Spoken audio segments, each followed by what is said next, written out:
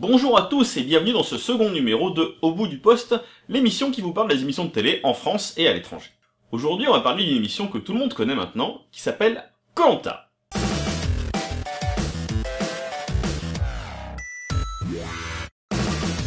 C'est une émission qui vient d'une émission américaine qui s'appelle Survivor, qui a aussi été faite dans d'autres pays, notamment la Suède, sous le nom de Expédition Robinson. Alors, l'émission française, le titre initial était Les Aventuriers de Koh-Lanta, puisque la première saison se passait en Thaïlande, sur l'archipel de Koh-Lanta. Le seul problème, c'est qu'avec les années qui passent, ils ont voulu changer d'île à chaque année, et du coup, on se retrouve avec des programmes qui s'appellent Koh-Lanta Vanuatu ou Koh-Lanta Pacifique. Alors, on peut se dire que, en effet, les mecs de TF1 étaient un petit peu cons et n'ont pas voulu garder un titre pour du Survivor. Mais en fait, chez M6, c'est pas tellement mieux, parce qu'ils ont choisi de faire Pékin Express. Pékin Express, c'est un peu la version française dit The Amazing Race. Un programme américain où les concurrents vont pouvoir naviguer de pays en pays avec très peu de moyens. Au final, sur la dernière version de Pékin Express, celle qui tourne actuellement en 2014, ils ont choisi de l'appeler Pékin Express à la découverte des mondes inconnus. Donc il n'y a plus aucun rapport avec Pékin puisque ça se passe en Birmanie et en Inde. À part ces petites différences sur le nom du programme, vous allez voir que le contenu est assez similaire, que ce soit entre la version Survivor américaine ou la version française de Koh-Lanta. Le principe, c'est qu'on va envoyer une dizaine de candidats qui n'ont pas forcément de compétences de survie, ça peut être des pères de famille, des commerciaux, des sportifs, des ex-militaires, sur une île déserte, et ils vont devoir y survivre dans des conditions très limitées. Les candidats vont ensuite être répartis entre deux équipes, avec chacun leur nom et leur couleur. Au fur et à mesure des semaines, les deux équipes vont participer à des jeux pour essayer de gagner soit des accessoires de confort, soit l'immunité. Puisque oui, c'est un jeu qui fonctionne avec des éliminations. Le principe de l'élimination, c'est que l'équipe qui a perdu au jeu d'immunité va devoir nommer un candidat qui sera éliminé pour la semaine, et ainsi de suite. Sur ce principe, on peut se dire, bah voilà, les deux émissions sont exactement les mêmes. Mais là où ça devient très intéressant, c'est que les Américains sont capables de faire beaucoup d'autres émissions qui fonctionnent exactement sur le même principe. On va en parler de deux. La première s'appelle Top Shot. There are shots that changed history. Feats of legendary skill and extreme precision. Now, 16 of today's best marksmen have been chosen. They come from all over the country and from all walks of life. Amateurs and professionals, military, recreation and exhibition shooters.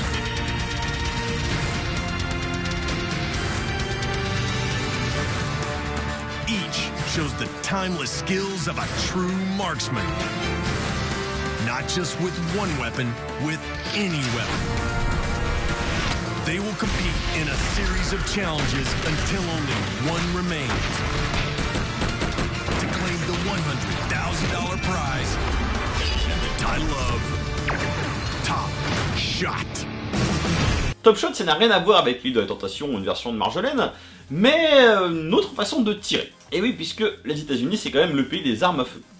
Le principe est le même, on va prendre une dizaine de candidats, les mettre au milieu de nulle part, et ils vont s'affronter dans des épreuves où ils vont devoir tirer avec différentes armes, que ce soit un arc, une hache, un fusil de sniper, une carabine, une mitraillette, peu importe. De la même manière, les deux équipes vont se répartir, et là, la partie survie, on s'en fout un petit peu, ils sont levés sur place, ils sont nourris, mais ils vont faire des épreuves de tir au fur et à mesure. Ça pourra être des relais, des épreuves individuelles, et ils vont devoir s'éliminer les uns après les autres. Là où il y a un petit concept qui est différent, et qu'on verra rarement en France, c'est notamment au niveau de l'élimination.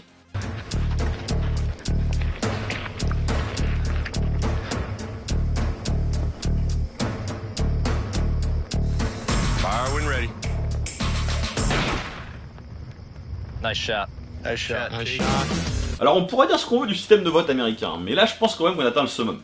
On s'en fout complètement de voter à bulletin secret, on prend son flingue et bam, on défonce le mec qu'on n'aime pas. Ça c'est la classe. Alors là, si vous pensez qu'on a atteint le fond, je crois que vous n'avez pas idée de ce que les Américains sont capables de faire. Parce que il y a encore mieux. Redneck Island. I'm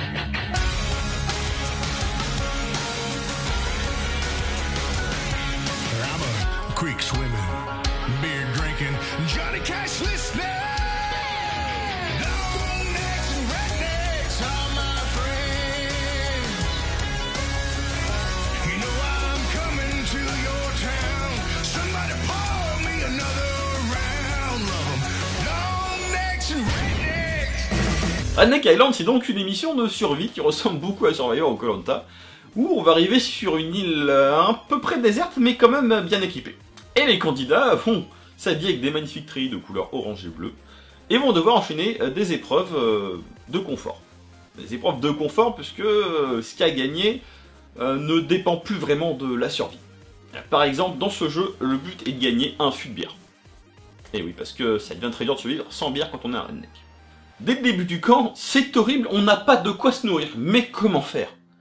Eh bien, on va faire un petit jeu avec une épreuve. Le but est, avec un détecteur à métaux, de retrouver des boîtes de conserve. Des boîtes de conserve. Ok. Et alors, là c'est un petit peu pareil. Il y a des conditions quand même de survie très très compliquées, puisque les cahutes sont quand même très près du sol, vous voyez, et les lits sont pas super confortables. Bon. Notamment, dans les jeux de confort, on va voir qu'ils arrivent quand même à gagner une cabine de toilette. Pas pour se laver, pour aller aux toilettes. L'émission est donc présentée par Steve Austin. Steve Austin, c'est un ancien catcheur américain, notamment ami ou ennemi de The Rock, qui est donc un redneck. Et ce qu'il va faire, c'est pendant toute l'émission, il va surveiller les candidats du haut de la plage, et lorsqu'il va devoir les appeler pour une épreuve d'élimination, il va leur envoyer un message dans une bouteille. Classique, vous allez me dire, pas tout à fait. Là, c'est quand même une bouteille de bière qui arrive en tyrolienne. Et donc, une fois que le jeu a été rempli et qu'il faut éliminer quelqu'un, on va arriver à l'étape du conseil. Alors vous allez voir, ça ressemble beaucoup à un conseil de Koh-Lanta. Les candidats sont là, assis, et le présentateur va leur demander de voter au fur et à mesure. On retrouve le même scénario, un par un ils vont aller voter secrètement dans une petite cahute, et marquer le nom de la personne qu'ils n'aiment pas, sur, non pas un bulletin, mais une canette de bière. Une canette de bière. Le petit bonus, c'est que la personne qui part, plutôt qu'on lui éteigne son flambeau et qu'il rentre dans la nuit comme un connard, il aura le droit de repartir avec une petite glacière et 6 canettes de bière. C'est toujours ça.